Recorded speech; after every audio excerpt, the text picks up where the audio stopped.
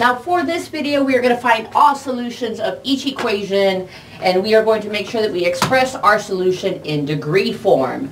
Now for our first example here, we're given that cotangent of x is equal to 1. Now, first things first, when it comes to stipulating our solutions here, we typically want to work in form of sine, cosine, tangent here. Now, we know that tangent and cotangent are inverses of each other. So if cotangent x is equal to 1, if we take the inverse of 1, now the inverse of 1 is just 1, inverse of cotangent is tangent. So by using that property here, cotangent x is equal to 1, taking the inverse of that, we are given tangent x is equal to 1. We can use that to just finish solving this problem here. In order to solve for x, we need to take the inverse tangent of each side. So that cancels on the left. X is equal to the inverse tangent of a1, which is equal to 45 degrees. Stipulations of solving tangent equations here. 45 represents our alpha, so that would be 45 plus n pi to represent all of our solutions of that equation.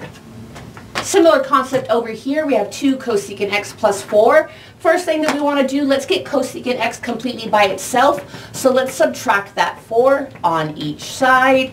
And let's go ahead and divide that 2 on each side to give us cosecant x is equal to a negative 2. Now again, we're given a cosecant. Stipulations of our equations, we prefer to see them sine, cosine, tangent. What we know is cosecant is the inverse of sine. So if we take the inverse of cosecant, we are left with sine. If we take the inverse of a negative 2, that gives us a negative 1/2.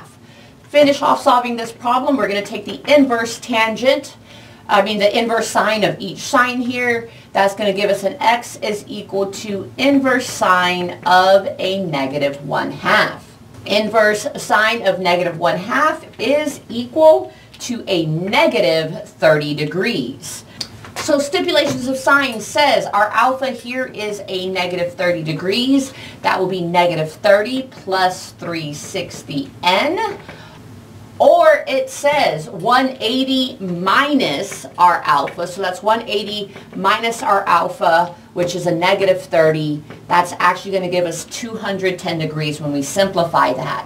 So for this next part here, this will be 210 plus 360n.